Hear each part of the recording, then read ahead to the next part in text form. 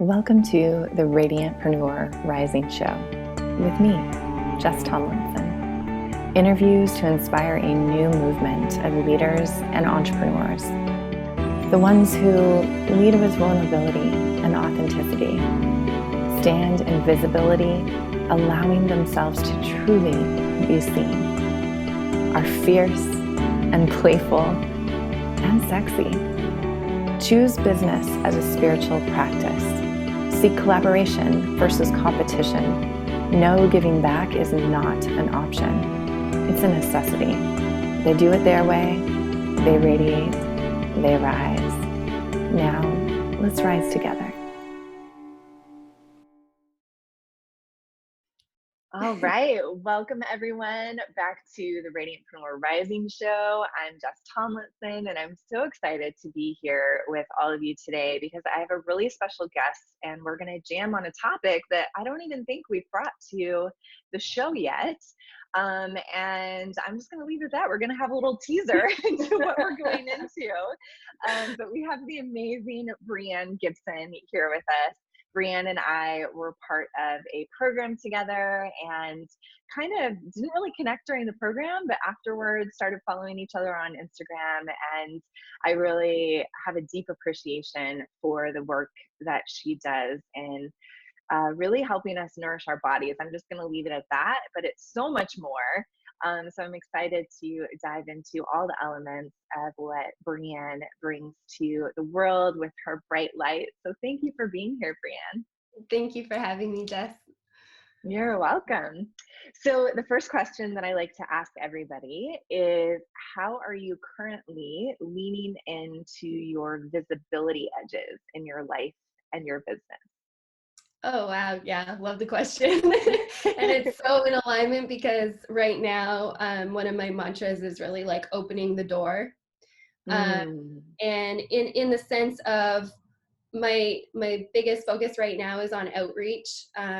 So through conversation and through setting up speaking engagements. So really getting in front of the type of audiences that I really would like to connect with and bring this conversation to. So I'd say those two pieces are really where I'm opening the door, so to speak. Yeah, I love that. Opening the door. It sounds so much more easeful than like I'm putting myself out there. You know how that's like a term that we use a lot. So that's beautiful. And anything like coming up for you around doing that? Well, I think why it's a mantra right now for me is like so many years of my life, I've been a listener. You know, I'm really great at listening and stepping into environments and feeling them and seeing them and being there and being present, but much more in a listening role than like sharing my voice. Yeah. And so at the stage of where I'm at now, it's like, it's time. Like I knew that the time was coming, and now it's like, it's really like, Brie, it's time. Opening the door. It's time to voice more. It's time to like share through voice. And so it's that that's kind of like the momentum I'm in right now, is like, you know, through connecting, outreach, you know, starting conversations, and just, yeah, using my voice, the power of my voice, essentially, to start sharing the message that I'm really driven and what I'm, you know, essentially here to share. Yeah. Ooh, that's so beautiful. I know so many big-hearted entrepreneurs can relate to your story of like being a great listener and being that person that probably everybody comes to, and you're just really great at like holding space. Yeah. Yeah. Yeah. Yeah, right. I love it because I feel like I'm a really good listener, but in the line of like my work, I have a lot to say, and I've usually like, you know, been that person to do like a ton of public speaking and the first one to speak up and like share my opinions. And so I'm actually pulling back and really like attempting to listen for truth or listen for what is not being said. Mhm. Because I realized that that's actually one of my superpowers. And so the more that I just like don't, that I'm not the first one to share, actually, the more that I can like hone that gift. So I love that you shared that you're in this place that you're at, and I bet some people can probably relate to where I'm at too. So it's a whole Yeah. journey, right, of like our Yeah. voices of And doing. I think it's that fine balance, like between, us being listeners, but, and you having your experience and me now, like the experiences that we're both moving through. But it is that fine balance between the listening, but then also the speaking, when the speaking is meant, when it's like, you're not holding yourself back from speaking. Yeah, Um, and so when the opportunity to speak comes and it's like the right timing, that then it's shared and then it's spoken. yeah. um, and then being okay with still being the listener, when being the listener is more powerful in that moment as well. So Yes. Yeah. Right, it really is both. It's really finding and for me, like using my intuition of like, mm, okay, what's needed most here? Like for the collective, not selfishly for me, because it's fun mm, to like speak for me. I'm like, oh, I could like, like share my opinions and like my little ego loves to hear me, blabber on. But it's like for me, like, yeah, deepening into like what would serve most here. yeah, totally, totally. Mm, I love that. And this may seem like a random question, but since my whole thing is visibility, I'm curious for you. Like, have you got any pushback using your voice or like standing for the message that you do stand for? And feel free to share, your message. Mhm. I'm curious if you've experienced any of that and how you've worked through it, if you have. Yeah, actually, I mean, through my life, it's not that I haven't been a speaker. Like, there has been phases in my life where I've been, teaching. I taught at the Institute of Holistic Nutrition. I taught like in a teaching role, in my past career, a lot of, presentation type speaking styles. So I have been using my voice in certain capacities, but now, like as an entrepreneur and in my work, it's now like a different phase of speaking because it is the message, right? Yeah. And I haven't, as of yet, received. There was a little bit, I would say, some comments here and there on, maybe some certain videos, like, or things, when I was first starting to do videos. So I would maybe say, but just because I was pushing, some buttons on things, um, but not so much in terms of pushback. But I'm open, to if there is pushback in the future. It's just, I know it's like touching something within that individual to spark a response Yeah. that, could be seen as pushback, but essentially it's just like a telling sign for me, like, okay, like I'm hitting on something here, right? So whether Yeah. it's negative or positive feedback, it's feedback. And I think that, will help as I continue sharing the message. And I'm sure different feedback will roll in, more and more. That's kind of the approach that I have in my, from the little bits that I have experienced so far. Yeah. Yeah, thank you for sharing that. I know that's like a huge fear for some people, especially in the realm of video, which is such a huge piece for visibility and creating that connection and sharing your message. It's something that I'm so passionate about. And I like to think of it as like an activation, like you're activating people, and um, Yeah. so of course that like never feels good sometimes to get like nasty comments or pushback or whatever, but I like your approach to really honing in and being like, ooh, I'm touching on something here. It's almost like just getting curious, like, oh, I wonder what that sparks for them. Yeah. Yeah, Yeah. definitely. Definitely. What if you don't mind sharing, like what were you talking about? In that particular video that just like popped into mind, it was really about, uh, GMOs, actually. Yeah. So there was quite a bit of activity that came through. Um, Probably one of my most active, videos, but I think it was a lot of, probably, just people speaking, saying harsh comments due to the topic, with Monsanto and the fight of industry, and really there's a lot of hidden underlying messages in our food system. So when someone's speaking truth, there's going to be battle, there's going to be people responding depending on what angle or industry or who they're, where they're coming in from. That is Yeah. just like, what is this girl talking about? Yeah. Yeah. Yeah. So, Yeah. Oh, yeah. So that, I was talking yeah. specifically how, like Roundup and the glyphosate, the whole patent around that, and that it was originally patented as an antibiotic, and now it's like the most highly used pesticides in the conventional agriculture system. So it's just like speaking to how that influences gut health, and just I was speaking in that Yeah. topic area. So Yeah. Wow. That GMOs, like actually becoming aware of that. I know before we hit record, I was telling you that I have my own like story around like waking up and like health and nutrition. And this was like probably like 6 years ago now. Yeah, maybe a little bit more. But it was GMOs that like actually shifted everything for me. I was like, holy crap. Like I had no idea, all the pesticides that like really what they could do to our bodies. And then I started following Food Babe. I don't remember her name. Do you know who that is? yeah, Food Babe? yeah, I know who your dark hair.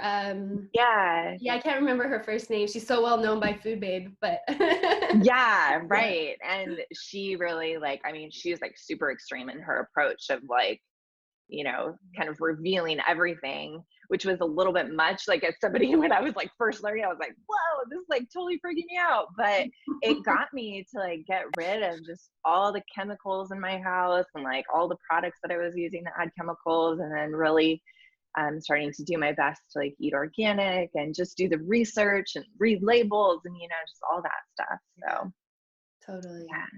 Super Yeah. powerful. Yeah, big time.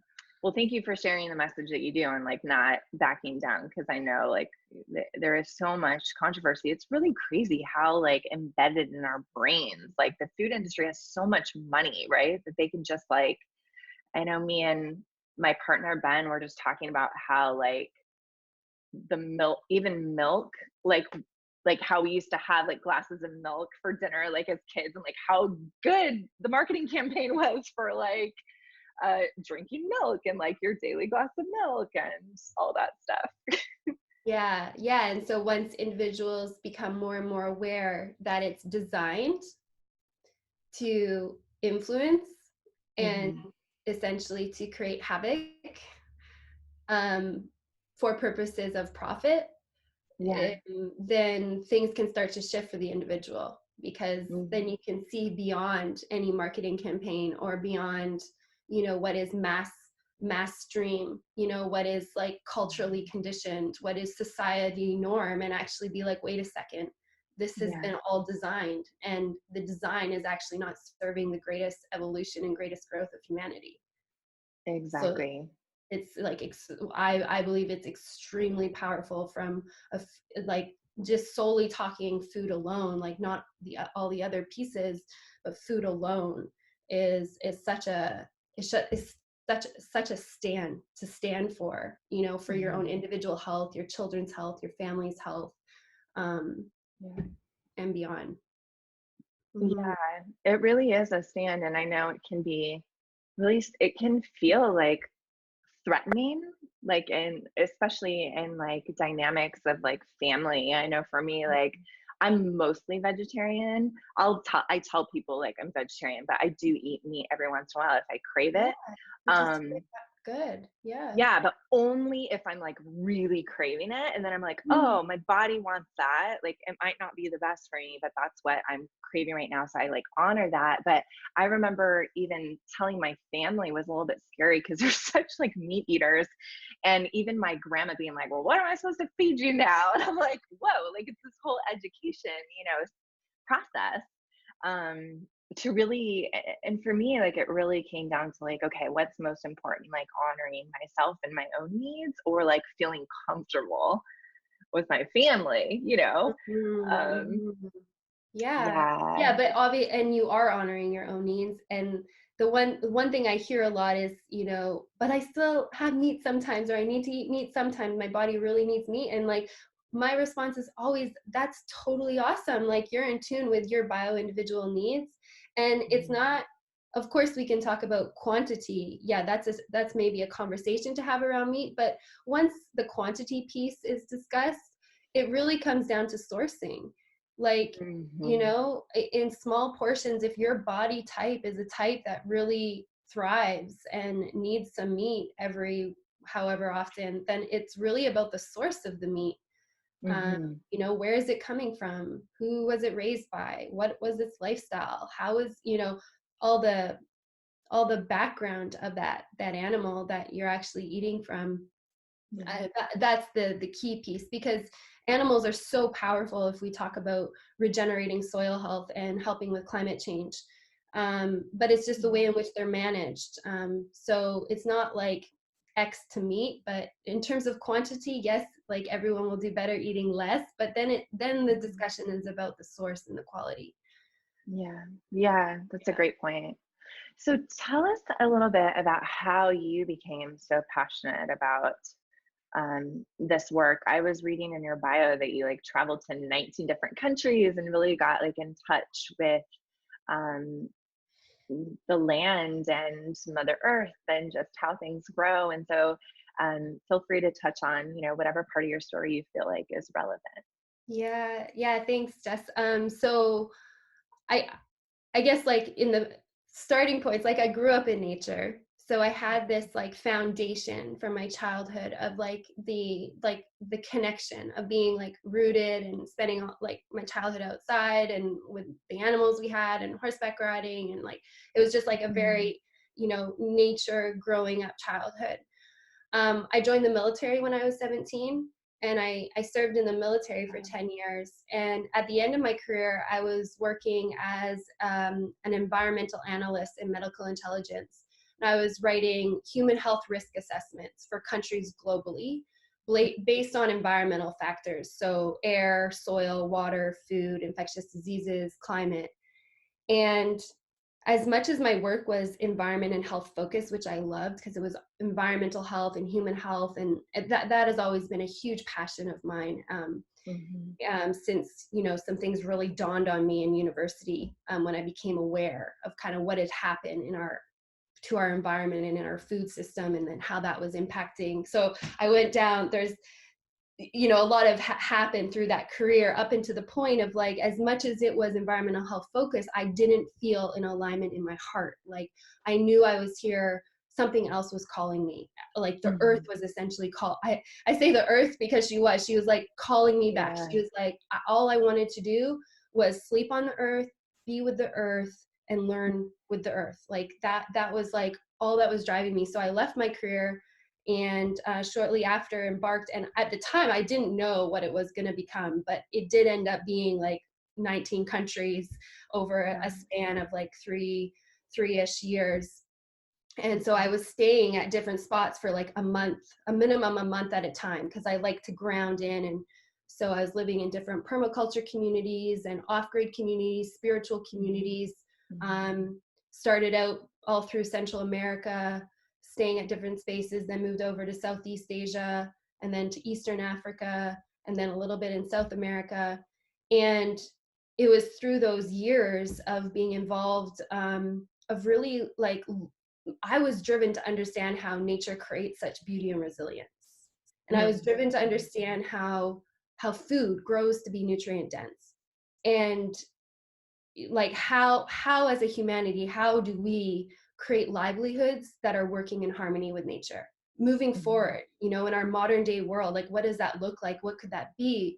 How with all the incredible technology that we have, do we merge this ability to actually harmonize with nature in the way that we create our businesses, the way that we live our lifestyles, grow our food, create our communities? All of this was really like, I was really like, okay, like what is that? And so Mhm. it was through those years that I really understood, like, how, like, what is it about nature, like her intelligent design systems that enables her to create such resilience and biodiversity and nutrition in her natural systems. And so I've then brought in all those learnings into really seeing it's also like we are nature too, and how do we harmonize with our own nature within our bodies, our own nature within our own lifestyles, and then Mm. also into our businesses, like what does that look like? And so Yeah. that's a little bit of a snapshot of where I've come, you know, what moved me to like what I'm doing now today. Yeah. Wow. So powerful. I love your whole desire to like really understand what makes nature so perfect. Like perfection. That's what I hear, right? It's like, it's so amazing how just really will always seek to balance itself. Um, for me, I just stand in awe of that. And I love your whole philosophy around connecting to the earth. And, Mhm. it's something that you just said actually resonated with one of my whys for why I changed so much of um, how I view food and what I put into my body. And that is like inside of us, the like ecology and I know for me, like I really just real like it's like you don't know what you don't know, right? Until you actually experience like what it can feel like when your body is more in balance and your gut is healthier and all those pieces. So my question for you is what would you say is like the biggest piece for people to educate themselves around if they really want to begin to wake up around this message that you're sharing? Yeah, it's a great question. Deciding I know there's so many. which way to, you know, there could be so many different, you know, a few If you different had areas to choose. at least, but one of them would be really waking up to the power of your environment. Not Mm, only like your external environment, like your personal living space, but also your internal environment. And when we can become more aware of our inner ecology and our outer ecology and how that influences our energy, our creativity, our connection with self, with others, you know, with life as a whole, and really allows us to expand our capacity for more, is by really seeing and working with and harmonizing, as I call it, like with your environments, so that mm, they're serving you because you're taking care of them, but you're also designing them to take care of you. mm, So, mhm. yeah, it's yeah, environment really external and internal. Yeah. So can you give us a little bit of like a practical example of what that might look like? Yeah, sure. So externally, so one of the first thing I do with my coaching clients, the first main pillar we focus on is environment, and largely like in your living space. So Mhm, what around you is stealing your energy right now, mm, from an external environment standpoint. So what is present in your environment that is potentially taking away your energy, disrupting, you know, your gut health, influencing your hormonal balance, decreasing your immune system, mhm, creating anxiety, you know, the that type of, you know, let's look to your external environment, your personal living space. It may be like, it may just simply, like one example, it could be light, you know, the light in your environment. um, when you become aware of light and how artificial light can impact, you know, sleep quality, impact um, your hormones, impact, you know, your circadian rhythm.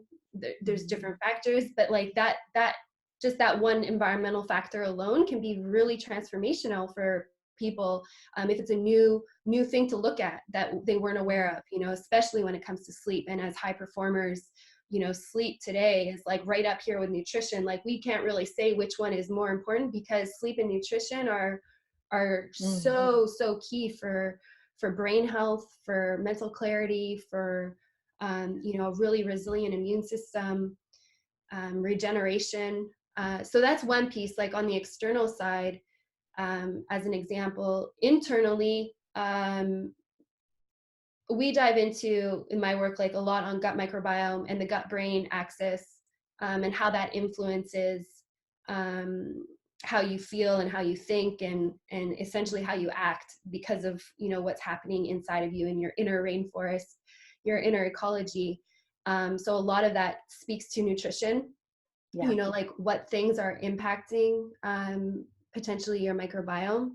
Yeah. So what things, because we're connected to our external environment. So through food and what we consciously bring into our bodies is like we're bringing our outside environment into our internal environment. There's no separation between the two, but once they come in, then what influence does it have on the internal environment? And so when we can identify like, okay, what are these things coming in? It's not always food or like, but even, what you're experiencing in life on different levels, right? Because you can have an anxious gut, which is stress related. It's not necessarily coming from food. It can be, but it can just be solely like full on stressed gut mode. Yeah. Um, so yeah, that's one of the internal pieces. Great. Good. Great. Thank you for those specific examples. I think that really helps people. And I can speak specifically to the light piece. Me and my partner were living with 3 different friends, bless them, in our search to finally find a home here in Las Vegas. And we lived with one friend, and they love to always have the blinds closed during the day. And I hated it. I was like, oh my God, I feel so tired. I feel so I'm one of those people, the first thing I do when I get up in the morning is open all the blinds. So I have the natural light. Like I need that, to like Yeah. feel clear, to like, I don't know, it makes a huge difference on me. And I was talking to my friend and she's like, yeah, I like it to feel like a cozy cave. And I'm like, how do you even get any work done in here? Like me, I just want to go to sleep. And I'm like, so it Yeah. was very fascinating because it's almost like her body is just like adapted to that way. But I wonder if she did an experiment and like opened up the blinds every day and just saw maybe the difference in how she felt, if that would impact, I don't know, Yeah. productivity, sleep, like all that stuff. Yeah, because you spoke to like, when you wake up, Jess, and you open the blinds and you get that light, you're also turning off your melatonin production. So you're actually like stopping the hormone that actually helps you at night fall asleep, right? So it's like Yeah. getting the morning light is like just as important as like closing down, like turning off the light, or Yeah. minimizing the light exposure at nighttime. So yeah, it would be Yeah. interesting to see. Yeah, I know. And I'm one of those people, I actually sleep with the blinds in my bedroom open so that when the natural light comes in, it wakes me up. Like Yeah. I need that like Yeah. as part of my like wake up process. So Yeah. it's funny, like, yeah. So I love how you're bringing up all these pieces. And then if we switch to like, what we're actually putting in our body and then our gut health, that, yeah, so important. So I know one of the big pieces that we do want to cover is like growing your own food, like why that's so important. And that's one of the pieces that you offer people is teaching them, like, how do you do that? So I'd love for you to speak a little bit to like, where do people start? And maybe even like this piece around, so like we could even use me as an example. Like we're here in our new house, we have a typical desert landscape with like our backyard is all rocks. Okay. And like, so speak to this piece as far as like why is growing your own food so important. And I think you already kind of like touched a little bit on that of like just connection and like really being connected to where your food comes from, but maybe why that's important. And then like where does somebody start, somebody like me that is just like I don't even know like what I would do. Yeah. I know it's like a huge piece, so if you just want to take like whatever chunks you want to take. Yeah. So, well, to answer your first question, like why it's so important to what I believe to grow some of your own food today, Mm-hmm. is essentially, you're taking part of your health back into your own hands. So there's a lot happening out there in the food system. There's a lot of great things happening too. There's this huge movement happening of regenerative agriculture and permaculture and like lots of work happening, but it's still like unless you're aware of it, you may not be aware of it. you know, in terms of it's not so mass marketed, right? But it's growing. Like there's a lot of great things happening, but the message of, you know, I feel, and especially for listeners of your show, like female entrepreneurs, and it's like there's a craving, there's a yearning for a lot of connection today, especially as women. We want that groundedness. We want that connection. We want time in nature. We want to feel solitude and like just like have that peace within as we continue to, you know, create this incredible work that we're bringing into the world in all our individual ways, for the collective as a whole, right? And so growing your own food is, I believe, such a powerful way to do that, not only for like understanding, so whether you're a mom or soon to be mom or not a mom yet, so having children, you know, today is one thing, and a lot of my clients for growing your own nutrition are moms, because they are like, I don't want to be feeding my kids toxins, essentially. So there's like a huge driver for a lot of new moms, and, you know, moms with young children or moms that are going to have children to start growing some of their own food, just so they have that confidence of like, my children are getting the utmost nutrition. And that's important. And I realize that, you know, with what I've become aware of now in what's happening in our food system, who to trust, where to go, you know, it's complicated. It can be complex. So, but even if you don't have children, you know, it's that desire of like in your everyday life that you can simply have a piece of nature, on whatever scale that may look like, depending on where you live and what would be suitable for your location. But to just feel that connection, that like you're working with nature, you're growing something. It's really, for me, it's like time in the garden and that connection.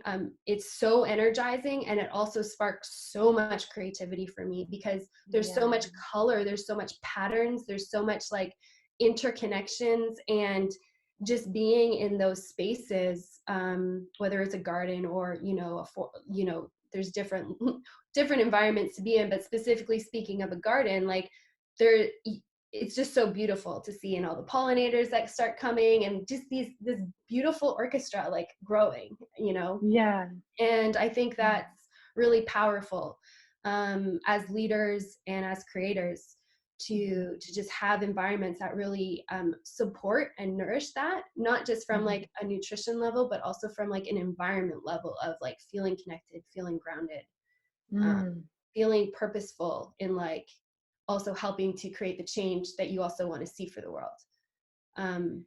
Yeah, what I keep thinking is like, you know, there's so many people that, myself included, that it's like, oh my gosh, there's so much stuff going on in the world. Like, what can I do?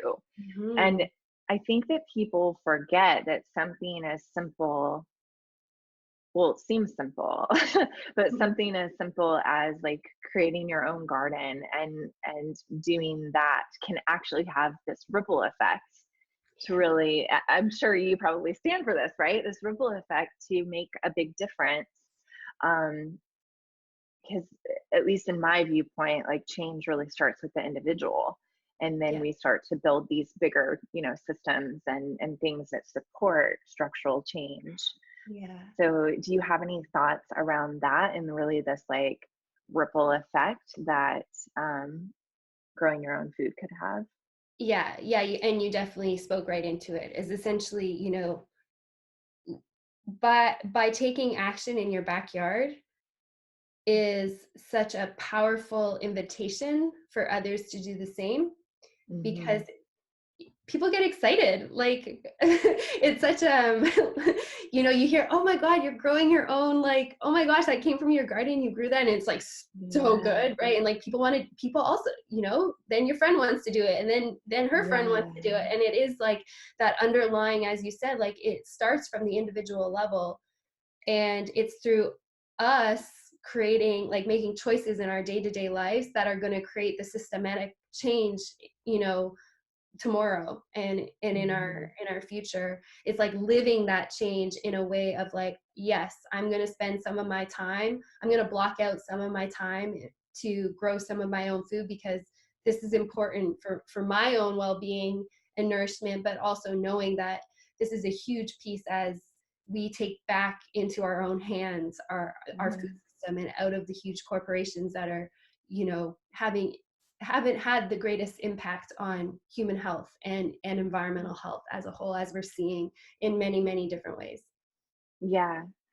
Yeah, and, like, so what I'm hearing is it really could be like a bonding experience for women together to really have these gardens. And like I even envisioned like women coming together and like just planting one garden, and maybe it could be like a fun get together where you all Yeah. get to grow a garden together at a friend's house and then harvest it. And like, I mean, what more, like, is there anything more feminine than that? I mean, of course, like growing a baby, but not everybody wants to do that. Like, Yeah. so like growth of plants, it's And so feminine, right? yeah, and the thing is like as we, you know, female leaders today are doing extraordinary things, and it just Mhm, continues to increase. But mhm, it's not also to take away from the reason why women are so powerful as well. Like if we're just mhm, strictly, is like we were the growers, we were the nurturers, we grew, we mhm. farmed, like we were the gatherers of the fruits and the berries and like nourishing our families. And Yeah, not to go back, like we're not going back in time by starting to grow some of our food, but we're actually evolving as even leaders that much more powerfully, is what I believe. Because if you're leading change and growing your business, to whatever level and whatever capacity of change that you're here for, the fact that you're also connected to Mother Earth and like grounded and rooted in um, mhm, her knowledge and her wisdom is that much more powerful of, you know, having that link between also what you're standing for and you're creating. So I feel like growing food, I mean, it's one thing to be in a forest system, you know, be in a desert, be in a natural ecosystem. That's powerful. Also working with nature, of like actually taking action with her, is mhm. different from walking through or being in, right? Working with is a whole nother component to actually understanding her intelligent design and being able to grow something of resilience and abundance by understanding how she actually works. Um, Yeah, I think is extremely powerful as leaders. yeah. It sounds like it really is a win-win to spark your creativity, to have this like actual reason to take a break from crazy lives, right? Like if you need a reason, like what better reason than growing your own food where you can actually like pour that energy into nourishment that will directly feed you back and Yeah. for the planet and for your family, or you know, you and your partner, just yourself if you know, are by yourself. Like there's so many amazing reasons to do it. Yeah. And I think the underlying thing is connection, right? It's like Yeah. so powerful for connection. Yeah, I like that you're talking about that piece because I can hear people saying, including myself, like, well, but I have good access to like farmers markets and organic food, and you know, which is great. And there's this piece that you're talking about of like actually being with, co-creating with Mother Nature. Yeah. That is, that's the magic, right? That is what is I just keep hearing gonna nourish you in so many ways: energy, creativity, connection, community. Like, Yeah. yeah, wow. So good. Oh my gosh. Okay. So, gosh, we just have a few more minutes. I'm like, we barely scratched the surface. So, well, will you share just briefly, like, how growing your own food has impacted you? Like a little personal example, just so people can really understand through your eyes. Yeah, and it's happened in different capacities depending where I've been. But let's say like in a home setting, it's just that ability to go outside and like and again, like to whatever level that is, like it doesn't have to be a huge, like full on backyard, but to whatever would be meaningful and like, um, you can start at different points. But it's like for me to be able to go and simply connect with a growing, like a living plant, Mhm. and see a bee come along or see a butterfly come along, and watch this interaction happening, or go out the next day and see the flower or like something starting to open. um, Mhm. there's so much like symbolism and like analogies to then like stepping out of that space of that, just is just like it's like awe, you're just like, oh Yeah. my God, Sounds like, like a spiritual experience. yeah, like it's just you're watching this like this beautifully orchestrated like thing that's just like happening before your eyes, and to have that in your day, and knowing you're also creating, like you're also growing something that's going to nourish you too, like so it's not just like a Mhm. space, but it's actually something you're internally going to be bringing in, whether it's Mhm. edible flowers or medicinal herbs or culinary herbs or your greens or your root veg or fruits, bear, whatever it is, is to be able to bring that energy and creativity, and then what I get from that space, and then come back inside or wherever I'm working and bring that energy into my work. You know, Mhm. um, it's that's the one thing that's just been so powerful for me, and it's the way in which I see the world. Like it's the lens in which I see the world has changed so much since Mm. through this exploration of nature herself, and now it's like, and once you see it and once you're in it, it's like that you can't unsee like what's actually taking place, um, and the power and her messages and how she shares things through so in so many different ways, um, Mm. like weeds, for example. Most, just as a quick example, like weeds, most people consider them unwanted, but like weeds tell a story. Like Mm. weeds are some of the most highly nutrient dense plants in many cases. I Like, was gonna say, I brought that up to Ben the other day. I was like, it's funny how we view weeds because they are like super resilient. Like, right? yeah, Why they're weeds? They're they're resilient. yeah, and they often come because the soil, whatever nutrition they need, like whatever the soil needs in that area or what's lacking in that area, the weed that's present is typically helping to bring that nutrient back down into the soil. There's so much around. Really? Whoa. Oh yeah, there's like a whole like phenomenal ecosystem, and I talk a lot about like soil health and the life in the soil in Grow Your Own Mm. Nutrition, my Grow Your Own Nutrition course. But like Yeah. weeds, yeah. So dandelions, eat those. They're edible in so So many ways. good. The root, the green, the flower. It's like, and they're one of the most hated weeds. And they're Yeah. so powerful when it comes to nutrition. So just as like Yeah. one example, but yeah. Yeah. So good. Oh my gosh, Breanne, you are just a wealth of knowledge. And I love it feels to me like you have this amazing um, balance to dance between the spiritual connection and the science, which I just love, like, because I like to geek out on both. So Yeah.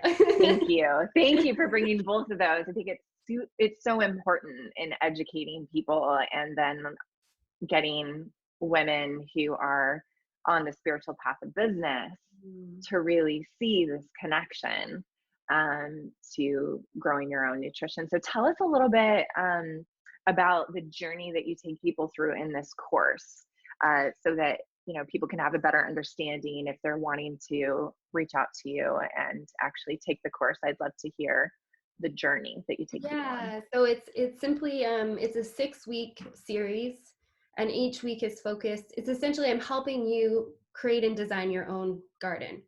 Mhm. So, and giving you the background in which to design it so it grows to be abundant and resilient in the way in which you create it. Mhm. So, and maybe I'll just high level like the different areas we go through. So, like as a beginning, I talk about this whole system design approach, which is called permaculture and regenerative practices, and how that relates to nutrition. Mhm. We move into soil and our connection to it, because soil is like, I always say to people, you grow soil and then the plants come. But Oh, we wow. really are growing soil first and Mm. feeding soil. And then we get the return on that focus and that love through the plants that the soil and the life in the soil grows. So there's a emphasis and teachings around soil health. We move into composting. So really like, there is no such thing as waste. It's just a resource out of place. And so how do we compost and return nutrition back to the earth in the way that we live? We move into then designing your garden. So helping you actually in your individual space, and for you to receive feedback as you put it together from what you're learning, to really, okay, like this is how I'm gonna set my first garden up. Or if you've already been growing, like how do I incorporate some of these new things I'm learning to make it that much more resilient, or minimize pests coming, and applying some of these really powerful principles.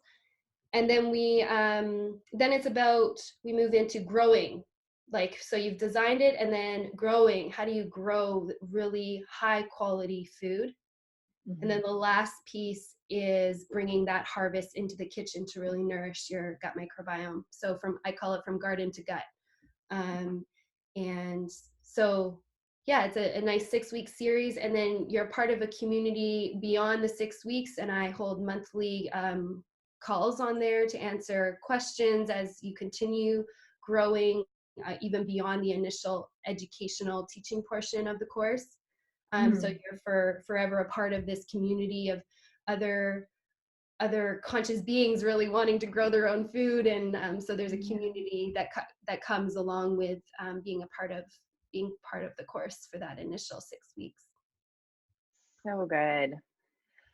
Whew, I love it. That really sounds like you take everybody through, like, not just a how to, but like a deeper understanding of the why behind certain things, which I think is Mhm. really important because that's what keeps people going, right? If they really have it, um, peeling back the layers and being able to see why this matters. So thank you Yeah. for, And yeah. thank you for naming it that way too, because it is. I mean, you can easily put a seed of ground and watch it grow, maybe for the first Hmm. year, but it's like when you have a better understanding of really what's happening and really how to nourish over Yeah. time, it changes the way in which you see how you grow your garden. Yeah. Yeah. So good, Breanne. Is there anything that I haven't asked you that you feel called to share, or just anything to wrap up? Oh, I think it's feeling pretty complete. Yeah. I always love the opportunity to share this, yeah, this vital importance of connecting with nature in the different ways that we do in our external environments, internal environments, through the action of growing food itself. So Yeah. thank you, Jess. Yeah, you're so welcome. And if people want to find out more about your course, or connect with you, what's the best way to do that? Yeah, the best way probably via Facebook, Breanne Gibson on Facebook, or on Instagram, Circular Nutrition on Instagram. And yeah, or also email works too. But yeah, probably one of those two platforms. Just easily reach out, message me.